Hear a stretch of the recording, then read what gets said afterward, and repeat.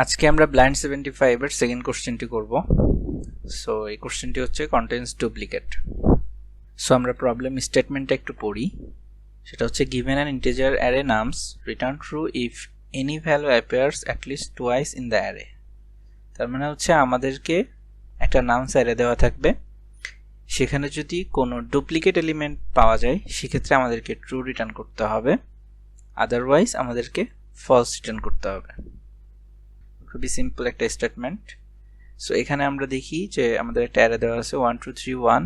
So এখানে আমরা দেখতে পাচ্ছি যে 1 দুইবার এখানে আসছে, সো আমরা ট্রু রিটার্ন করছি।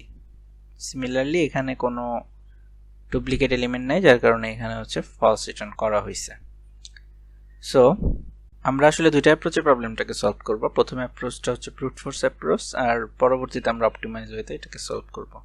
তো প্রথমে আমরা দেখি ব্রুট ফোর্স অ্যাপ্রোচটা কেমন হবে। আমরা দুইটা লুপ চালাবো, কারণ হচ্ছে যে আমাদেরকে সবগুলা পেয়ার জেনারেট করতে হবে, এবং ওই সবগুলা পেয়ার জেনারেট করার পরে সেখানে আমাদেরকে কম্পেয়ার করে দেখতে হবে যে তারা কি সমান কিনা। যদি একটা সমান পাই, সো আমরা তখন ট্রু রিটার্ন করে দেব। সো আমরা আমাদের লুপটা চালাই size i++। আচ্ছা, যেটা শুরু হবে হচ্ছে আমার i যেখান থেকে শুরু হয়েছে তার পরের ঘর থেকে। start size j++। আচ্ছা, এটার মাধ্যমে আমরা সবগুলা পেয়ারকে পাবো। এখন জাস্ট আমাদেরকে চেক করতে হবে যে আমার nums of i is equal nums of j কিনা। সো এই দুটো যদি সমান হয় তাহলে আমি এখানে রিটার্ন করে দিতে পারবো ট্রু, যে আমি খুঁজে পাইছি একটা ডুপ্লিকেট। আর যদি না হয় তাহলে আমরা রিটার্ন করব ফলস। সো এটা হচ্ছে আমাদের প্রবলেম। সো এখানে আমরা রান করে দেখি এটা রান হয় কিনা। সো দেখতে পাচ্ছেন এখানে এটা রান হয়েছে, টেস্ট কেসগুলো পাস হয়েছে। আচ্ছা, এখন এটাকে সাবমিট করতেছি না, মেনলি হচ্ছে যে এটার টাইম কমপ্লেক্সিটি একটু দেখি আমরা। সেটা হচ্ছে এটার টাইম কমপ্লেক্সিটি হচ্ছে big O of n squared, কারণ হচ্ছে এখানে দুইটা ফর লুপ চালানো হয়েছে, নেস্টেড ফর লুপ, যার কারণে আমার কমপ্লেক্সিটিটা হচ্ছে big O of n squared.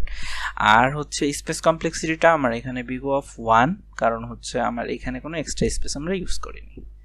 এখন আমরা দেখব এটাকে অপটিমাল ওয়েতে কিভাবে সলভ করা যায়। সো আমরা কি করব, আমরা আসলে হ্যাশ ম্যাপের মাধ্যমে প্রবলেমটাকে সলভ করব। হ্যাশ ম্যাপ কি জিনিস? এটা হচ্ছে কি ভ্যালু পেয়ার। কি ভ্যালু পেয়ারের মাধ্যমে এখানে ভ্যালুগুলোকে স্টোর করা হয়, যাতে করে আমরা কিটাকে ধরে ভ্যালুটাকে আমরা খুঁজে পাই। এখানে আমার কে কি হবে, কে ভ্যালু হবে, সেটা আমরা একটু দেখি। আমরা যেটা করতে চাচ্ছি সেটা হলো যে আমার এই অ্যারেতে আমি লুপ চালাবো।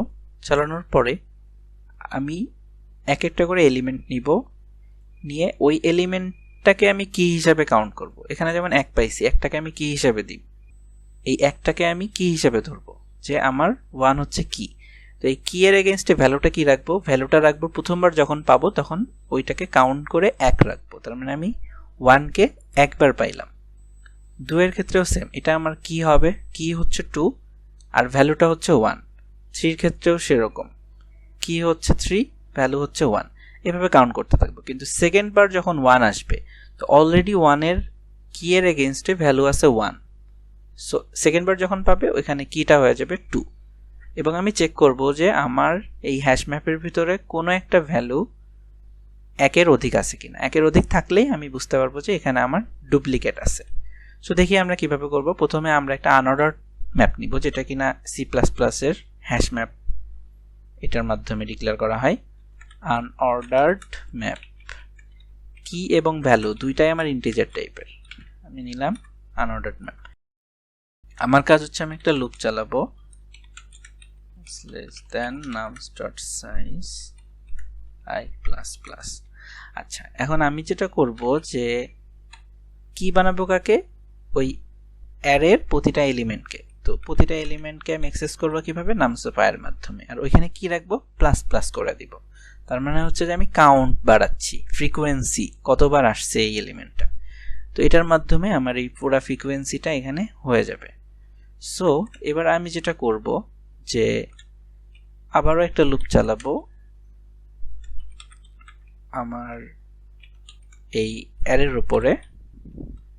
এবার যেটা করব, আমি চেক করব যদি আমার এই ইউ ম্যাপের যে ভেতরের যে কিটা, এইটার যে ভ্যালু আমি এখান থেকে পাচ্ছি, এটার মাধ্যমে যে ভ্যালুটা পাচ্ছি সেই ভ্যালুটা কি একের অধিক কিনা। একের অধিক যদি হয় তাহলে আমি রিটার্ন করে দিব ট্রু, তার মানে আমার একটা এলিমেন্ট দুইবার আসছে মিনিমাম। আর যদি কোনো কিছু না হয় আমি রিটার্ন করে দিব ফলস। সো এটা হচ্ছে যে আমি একটু রান করে দেখি। আচ্ছা, দেখতে পাচ্ছেন এখানে এটা অ্যাকসেপ্টেড হয়েছে। সো আমরা এটাকে একটু সাবমিট করে দেখি।